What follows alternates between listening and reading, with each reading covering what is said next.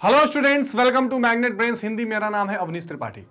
तो कक्षा 12 इतिहास का जो सबसे महत्वपूर्ण और पहला चैप्टर हम कर रहे हैं ईंटें, मनके और अस्थियां, जो प्राचीन इतिहास का एक इंपॉर्टेंट चैप्टर है। और या आप कह सकते हैं कि प्राचीन इतिहास की शुरुआत वहां से होती है, जिसको आप सिंधु घाटी सभ्यता के नाम से भी जानते हैं। उसका एक बहुत इंपॉर्टेंट सेशन लेकर मैं आपके सामने उपस्थित हूं। सामाजिक जीवन, या जिसे कहते हैं social life of Indus valley civilization, बेहद महत्वपूर्ण और खास टॉपिक है। इसके बारे में अक्सर सवाल पूछे जाते हैं, छोटे स्तर में भी, दीर्घ उत्तरीय प्रश्न भी। तो आज के सेशन में सिंधु घाटी सभ्यता के सभी प्रकार के सामाजिक जीवन से संबंधित जो डाउट्स हैं, जो उनकी जानकारियां हैं, उन सबको क्लियरली समझेंगे और इस टॉपिक को खत्म करेंगे। पर इससे पहले कि ये टॉपिक स्टार्ट करें, एक बेहद खास जानकारी यह है कि मैग्नेट ब्रेन्स हिंदी एक ऐसा प्लेटफॉर्म है जहां से आप घर बैठे कक्षा 6 से 12 की निःशुल्क शिक्षा पा सकते हैं हिंदी माध्यम में। यानी आप किसी यूपी बोर्ड से, बिहार बोर्ड से या किसी भी बोर्ड से पढ़ रहे हो या एनसीईआरटी से पढ़ रहे हो, आपके सारे के सारे चैप्टर बिल्कुल निःशुल्क मैग्नेट ब्रेन्स हिंदी पर उपलब्ध हैं। तो आप यहां बिना किसी पेड सब्सक्रिप्शन के पूरी पढ़ाई करते रहिए और अपनी परीक्षाओं में बेहतर प्रदर्शन भी करते रहिए। तो आइए देखते हैं कि ये इंपॉर्टेंट टॉपिक जो है वो क्या है और कैसे social life Indus valley civilization की देखी जाती है।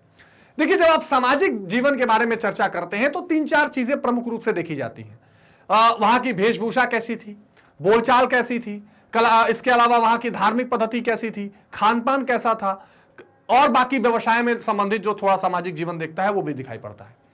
मैंने पहले भी इसमें कई सेशंस में चर्चा किया है कि सिंधु घाटी सभ्यता में कोई लिपिबद्ध साक्ष्य हम अभी तक जानकारी उसकी हासिल नहीं कर पाए, क्योंकि अगर एक लिपि मिली भी है जो खरोष्ठी लिपि में पाई गई है, उसे हम पढ़ नहीं पाए अब तक। It has not been deciphered. तो अब जो पुरातत्व साक्ष्य मिले हैं, जो खुदाई में चीजें मिली हैं, या उनसे ही प्राप्त जो चीज है या अवशेष है, उससे थोड़ा बहुत हमें सामाजिक जीवन के बारे में वहां का या धार्मिक जीवन के बारे में पता लगता है। तो लिखित साक्ष्यों की समझ के अभाव में, यद्यपि हड़प्पा सभ्यता के सामाजिक विषय में जानना एक दुष्कर कार्य है, फिर भी उत्खनन से प्राप्त सामग्री से हड़प्पाई लोगों की सामाजिक स्थिति, विशेषकर खान पान, ठीक, ये एक इंपॉर्टेंट पार्ट है, खान पान, वेशभूषा, आभूषण आदि के बारे में महत्वपूर्ण जानकारी प्राप्त होती है और यह पता चलता है कि समाज वहां किस प्रकार से काम कर रहा था।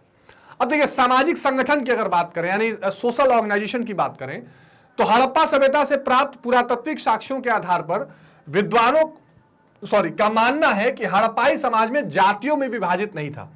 कास्ट डिवीजन वहां पर कोई दिखाई नहीं पड़ता है। देखिए, हर समाज में एक छोटा सा वर्गीकरण तो देखा जाता है, लेकिन यहां पर जातीय विभाजन कोई था ऐसा दिखाई नहीं पड़ता।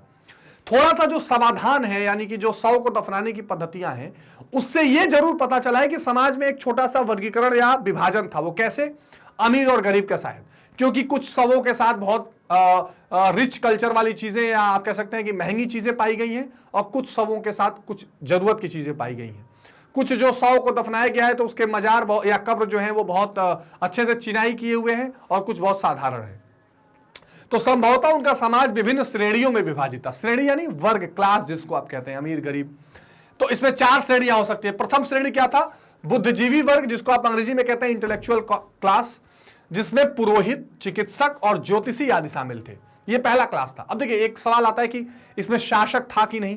तो देखिए, शासक वाली जो बात आती है तो ऐसा माना जाता है कि शायद यही वर्ग वहां शासन भी करता था। यानी पुरोहित या जो ज्योतिषी लोग रहे होंगे, विशेष करके पुरोहित की जो बात आती है, ऐसा माना जाता है कि शायद यही वर्ग वहां शासन भी कर रहा होगा। द्वितीय आते हैं योद्ध वर्ग, या जिसमें सैनिक सम्मिलित थे। यानी एक आ गया पुरोहित वर्ग, एक आ गया सैन्य, ठीक। एक तो ये आपको दिखाई पड़ेगा बहुत विशेष रूप से, ये 2 वर्गीकरण, 2 लोग। इसके अलावा व्यापारी और शिल्पी, कलाकार। तीसरे व्यापारी। अब इसमें व्यापारी के साथ साथ शिल्पी, जैसे कि जो लोग कलाकृतियों का निर्माण करते हैं, जो बर्तन, खिलौने, लकड़ी के उपकरण, ये सारी चीजें बनाते हैं। शिल्पकारी के बारे में हमने पहला जो सेशन लिया है जिसमें कला का विकास देखा सिंधु घाटी सभ्यता का, उसको आप जरूर देखेंगे, वहां शिल्पकारी के बारे में चर्चा की गई है। और चतुर्थ जो है वो श्रमिक या किसान जिसको कह सकते हैं, क्योंकि मैंने विशेष रूप से आपसे चर्चा की थी कि जो हड़प्पा या सिंधु घाटी सभ्यता है, एक तो वो नगरीय सभ्यता है, लेकिन कृषि वहां बहुत उन्नत थी। अन्नागार का पाया जाना इस बात का सबूत है कि वहां कृषि को ज्यादा मात्रा में प्रोडक्शन होता होगा और संभाल के रखा जाता होगा। जौ, चना, इसके अलावा बाजरा, इसके अलावा गेहूं, धान, इनके भी अवशेष प्राप्त हुए हैं। तो ये सारी चीजें वहां पर उगाई जाती होंगी। तो ये चतुर्वर्ग इसमें था, जिसमें किसान, मजदूर, मछली पकड़ने वाले, गृह सेवक, मतलब पशुपालक भी आप कह सकते हैं, वो भी इसमें रहते थे।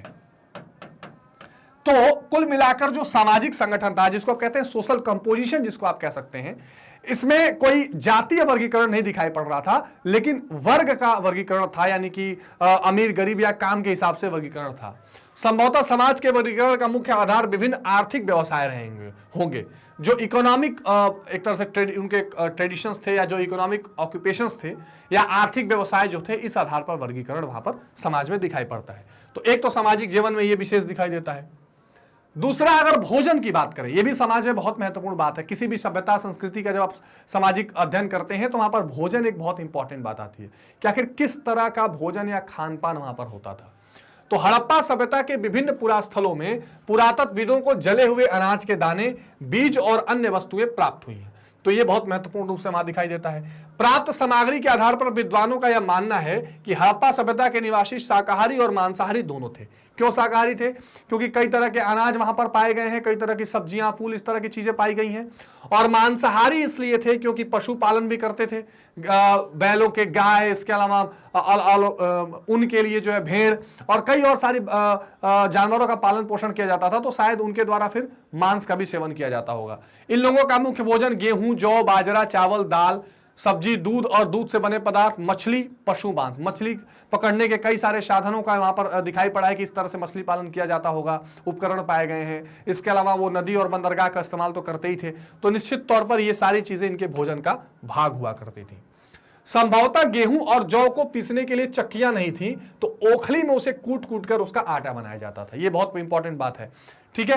हड़प्पा सभ्यता के शहरों में रहने वाले लोग संग्रहकर्ता, किसान, व्यापारी, आखेटक, आखेटक कहते हैं जो क्या करते हैं, जो शिकार करके खाते हैं, मछुआरे आदि से भोजन सामग्री प्राप्त करते थे। अब देखिए, ये बहुत इंपॉर्टेंट है। जो दो वहां पर पाए गई हैं नगर, हड़प्पा और मोहनजोदड़ो, ये दोनों क्या हैं? ये दोनों नगर हैं। यानी वहां का जो सामाजिक संगठन इन दोनों शहरों का था, नगरीय, इसलिए नगरीय सभ्यता भी इसको कहा जाता है। तो जो गांव में ये लोग रहते थे, शहर से या तो किसान, व्यापारी, आखेटक, मछुआर, इनसे ये लोग उन चीजों को ग्रहण करते थे या मानते थे, ऐसा नहीं कि खुद ही करते थे, ठीक है। तो ये महत्वपूर्ण है। हड़प्पा की खोज कब हुई? 1921। किसने की? राय बहादुर दयाराम साहनी। मोहनजोदड़ो की 1922। किसने की? जल्दी बताइए। राखलदास बैनर्जी ने। तो एक तो भोजन के बारे में ये जानकारी मिलती है। विद्वानों का मानना है कि शहरों में रहने वाले हड़प्पाई लोग स्वयं पशुओं का शिकार नहीं करते। देखिए, शहरी सभ्यता, ये लोग अन्य आखेटक समुदाय पर पशुओं के मांस के लिए निर्भर रहते थे। आखेटक कहते हैं जो हंटिंग कहते हैं, ना, हंटिंग एंड गैदरिंग, उन लोगों से ये मांगते थे। अब आती है वेशभूषा की बात। तो कई सारी, जो मैंने बताया कि उत्खनन से जो चीजें प्राप्त हुई है वहीं से अंदाजा लगाया गया है। तो वहां से जो मूर्तियां मिली हैं, जिस तरह के चित्रकारी दिखाई पड़ती है, उससे पता लगता है, जो आभूषण मिले उससे पता लगता है कि किस तरह की वेशभूषा रही होगी। तो उत्खनन से प्राप्त मूर्तियों से तत्कालीन लोगों की वेशभूषा के बारे में जानकारी मिलती है। हड़प्पा सभ्यता के स्त्री और पुरुषों की वेशभूषा प्रायः समान थी। कमर से नीचे धोती, कमर से ऊपर बाएं कंधे से दाएं कंधे के नीचे दबने वाला शॉल उनका मुख्य वस्त्र था। वस्त्र ऊनी और सूती दोनों प्रकार के होते थे। वस्त्र सिले हुए होते थे, यह स्पष्ट नहीं है। तो सिलाई होती थी कि नहीं, ये स्पष्ट नहीं है, पर पूरा ड्रेस होता था। उत्खनन से प्राप्त सुइयों से मिलता है कि शायद यहाँ के लोग सिलाई करना जानते हैं। तो सुई पाई गई, स्टिचिंग वाली की जो सुई होती है वो पाई गई, तो शायद ये लोग सिलाई जानते होंगे। अब प्रसाधन सामग्री और आभूषण की बात करें, यानी जो गहने होते हैं इनकी बात करें, तो हड़प्पा सभ्यता के लोग प्रसाधन और आभूषण के प्रिय थे। ये लोग विभिन्न प्रकार से अपनी साज सज्जा किया करते थे। स्त्री और पुरुष अपने केश विविध प्रकार से सजाते थे। तो मूर्तियां जो मिली, इसमें कई तरह के बाल मिले हैं, दाढ़ी की कटाई, कई बार बढ़े हुए दाढ़ी, ये सारी चीजें वहां देखने के लिए मिली हैं। ये लोग केशों में सोने, चांदी और तांबे के हेयर पिन लगाते थे और स्त्रियां चोटी लगाती थी। ये कहां से मिली है चीजें?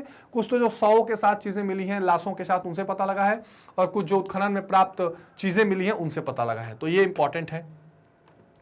पुरुष दाढ़ी रखते थे, परंतु मूछों को साफ करने का प्रचलन था।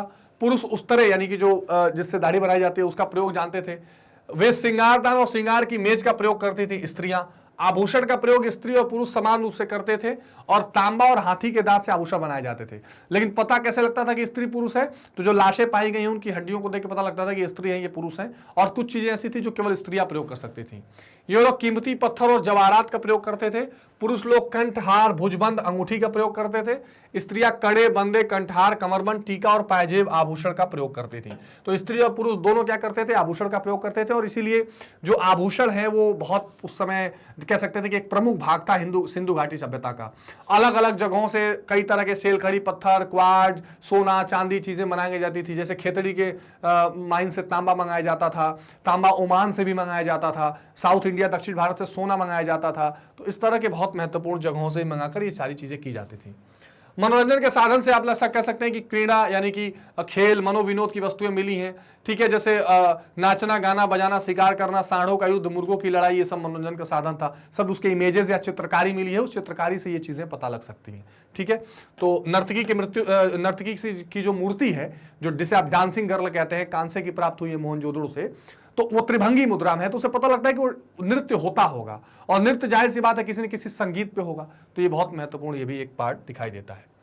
गृहस्थी के उपकरण, जिसको आप कहते हैं कि कौन से चीजों का इस्तेमाल करके गृहस्थी की जाती है, वो भी यहाँ पर देखने को मिला है। तो उत्खनन से प्राप्त वस्तुओं से ज्ञात होता है कि हड़प्पा सभ्यता के लोग घरों में उपयोग आने वाली विभिन्न वस्तुओं का प्रयोग करते थे, जो मिट्टी, पत्थर, हाथी दांत, तांबा और कांसे से बनाई जाती थी। देखिए, मैंने प्रीवियस सेशन में बताया था कि हम सिंधु घाटी सभ्यता को कांसा युग भी कहते थे। ठीक है, जिसको क्या कहते हैं, जो लोग रेगुलर वीडियोस देख रहे हैं उनको जरूर पता होगा, मैंने पहले बताया था। तो इसको ब्रोंज एज कहा जाता है। ये बहुत बार पूछा जाता है, पीसीएस एग्जामिनेशन में भी पूछा जाता है। और ये बनाया किससे जाता है, ब्रोंज बनाया किससे जाता था, तांबा प्लस टिन, इन दोनों को मिला के कांसा बनाया जाता था, और उनकी कई चीजें यहां पर प्राप्त हुई हैं। तो तस्तरियां, कटोरे, घड़े, सुराही, फूलदान, अन्य विविध बर्तन, लकड़ी की कुर्सियां, मेजे, चारपाई, हाथी दांत की सुइयां, कंघे, कुल्हाड़ी, चाकू, मछली का कांटा, आरी, तांबा, मिट्टी के दीपक, ये सारी चीजें यहां प्रयोग की जाती थी। ये घरेलू उपकरण थे, घर में इस्तेमाल होने वाले इंस्ट्रूमेंट्स थे। तो ये एक इंपॉर्टेंट रोल प्ले करते थे, जो बहुत महत्वपूर्ण थे। औषधि से भी उत्खनन से प्राप्त अवशेषों से ज्ञात होता है कि हड़प्पा सभ्यता के लोग मानवीय चिकित्सा का ज्ञान था, शिलाजीत का प्रयोग ये लोग जानते थे। तो सब नेचुरल तरीके से ये लोग इस्तेमाल करते थे। ठीक है, अच्छा एक बात मैं और आपको बता दूं कि जो सामाजिक पूरा ये ताना बना है, यानी सामाजिक स्थिति जो है, ये जो सामाजिक स्थिति है, इसकी जानकारी मुख्य रूप से मिलती है समाधान से। आगे धार्मिक वाले चीजों में मैं इसमें बताऊंगा आपको। समाधान से, समाधान बोलते हैं किस तरीके से शव को दफनाया जाता था। अब इससे कैसे जानकारी मिलती है, इसकी चर्चा मैं करता हूं। देखिए, जो लाशें वहां पर प्राप्त हुई हैं, उनके साथ कुछ ना कुछ सामान प्राप्त हुआ है। उन सामानों को देखकर बहुत चीजों का पता लगा है कि सामाजिक स्थिति क्या है। जैसे दैनिक वस्तुओं की चीजें रखी गई हैं, तो पता लग जाता है कि इन दैनिक वस्तुओं में किस तरह की चीजें वो लोग रोज इस्तेमाल कर रहे होंगे। इसके अलावा इससे समाज में किस तरह का विभाजन था। मैंने शुरू में ही बताया कि कुछ अमीर लोग थे जिनके पास बहुत ज्यादा आभूषण उस लाशों के पास पाया गया है, और उनकी कब्रें भी बड़ी सजावटी हैं, कुछ लोगों का साधारण था। यह समाधान भी 3 तरह का होता था। एक होता था दफनाना, मैंने प्रीवियस सेशन में भी कुछ चर्चा की थी। दूसरा जलाना, और तीसरा भी दफनाना था, लेकिन हड्डियां। कैसे? हड्डियां दफनाना। अब देखिए, एक होता था कि पूरे लाश को कंप्लीटली यहां पे बरी दफना दिया जाता था, एक होता था जला के उसके राख को दफनाया जाता था, और हड्डियां क्या होता था, कुछ तक लाशों को छोड़ देते थे, पशु पक्षी खा लेते थे, तब दफनाया जाता था हड्डियों को। और इन तीनों के पास कुछ ना कुछ जरूरत की चीजें मिलती थी, जिससे इस पूरे सामाजिक स्थिति का पता लग जाता है। तो समाधान एक बहुत इंपॉर्टेंट फैक्टर है, इसको भी आप ध्यान रखेंगे, और ये अक्सर सवाल में पूछा जाता है। तो आई होप कि ये सारी चीजें आपको डिटेल में समझ में आई होंगी कि सामाजिक जीवन वहां का कैसा था। इसमें किसी तरह का कोई कंफ्यूजन हो तो कमेंट बॉक्स में तुरंत बताइएगा। एक और खास जानकारी यह है कि मैग्नेट ब्रेन्स की अपनी वेबसाइट है magnetbrains.com। इसमें अगर आप सीबीएसई 7 to 12 हिंदी सेलेक्ट करेंगे, लेट्स सपोज अगर आपने क्लास 12 सेलेक्ट कर लिया, तो यहाँ पर मेरे साथ आप राजनीति विज्ञान, अर्थशास्त्र, भूगोल, इतिहास जैसे महत्वपूर्ण विषयों को पढ़ सकते हैं। कोई भी क्लास आप सेलेक्ट करेंगे तो अलग अलग विषय अलग अलग टीचर्स के साथ आप पढ़ सकते हैं। ठीक है, यहां पर आपको कंप्लीट सिलेबस का ओवरव्यू मिलेगा। इसके साथ साथ आपको क्या मिलेगा, एनसीईआरटी का समाधान, संपूर्ण अध्याय का वीडियो। ठीक है, ये सारी चीजें वहां पर आपको प्राप्त हो जाएंगी, और ये बिल्कुल आपको निशुल्क मिलेगा। यहां पर आपको जितने भी एमसीक्यूज हैं, प्रीवियस ईयर क्वेश्चंस हैं, इसके लिए कोई पेड सब्सक्रिप्शन नहीं लेना। क्लिक करते ही ये आप इजीली वेबसाइट पर एक एक क्लासेस यहाँ प्ले करके देख सकते हैं, जो कि 100% निःशुल्क है। बस आपको कमेंट बॉक्स में अपने फीडबैक, अपने कमेंट्स बताने हैं, जिससे हम और ज्यादा वीडियोस आप तक लेकर आते रहें। ठीक है, तो बस इसको लाइक, शेयर और सब्सक्राइब करते रहिए, और बने रहिए मैग्नेट ब्रेन्स हिंदी के साथ निःशुल्क शिक्षा के लिए। मिलते हैं अगली वीडियो में अगले कंसेप्ट के साथ, तब तक टेक केयर, बाय बाय।